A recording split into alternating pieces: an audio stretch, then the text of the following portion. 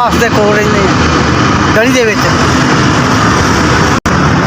2 ਬੱਚੇ 2 ਬੱਚੀਆਂ ਵਿਆਹੇ ਹੋਏ ਆ ਆਪਣੇ ਦੇਖਿਆ ਹੈ ਜੀ। ਹਾਂਜੀ, ਕਿਸੇ ਨੇ ਮਕਾਨ ਕਿਵੇਂ ਨੂੰ ਉੱਤੇ ਦਿੱਤਾ ਹੈ ਸਈਦਾਂ ਨੇ, ਅਤੇ ਅਸੀਂ ਉਹ ਉੱਥੇ ਰਹਿ ਰਹੇ ਹਾਂ, ਆਵਾਸ ਦਿੱਤਾ। ਅਸੀਂ ਇਸ ਮਕਾਨ 'ਚ ਰਹਿੰਦੇ ਸ਼ਾਹਾਂ ਨੇ ਉੱਥੇ ਸਾਨੂੰ ਇੰਨਾ ਆਵਾਸ ਦਿੱਤਾ ਆ। ਅਸੀਂ ਮੀਆਂ ਬੀਬੀ ਦੋਨੇ ਰਹਿੰਦੇ। ਬੱਚੀਆਂ ਬੱਚੇ ਜਿਹੜੇ ਸਾਨੂੰ ਪੁੱਛਦੇ ਨਹੀਂ ਕਿ ਅਸੀਂ ਆਪਣਾ ਗੁਜ਼ਾਰਾ ਇੱਦਾਂ ਹੀ ਲੋਕੀ ਅੰਦਾਜ਼ ਕਰਦੇ ਆ ਅਤੇ ਗੁਜ਼ਾਰਾ ਹੋ ਜਾਂਦਾ। ਮੈਂ ਜੀ ਗੱਤਾ ਗੁੱਤਾ ਬੋਤਲਾਂ ਚੁੱਕਦਾ ਆ ਅਤੇ ਆਪਣਾ ਗੁਜ਼ਾਰਾ ਕਰਦਾ। ਕੋਈ ਗਲੀ ਵਾਲੇ ਮੁਹੱਲੇ ਵਾਲੇ ਕਿ ਮੇਰਾ ਗੁਜ਼ਾਰਾ ਕਰਦਾ।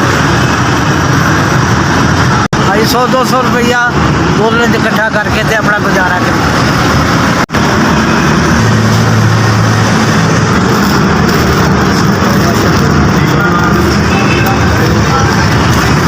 ਰਾਸ਼ਨ ਜੀ ਦਿੱਤਾ ਹੈਗਾ।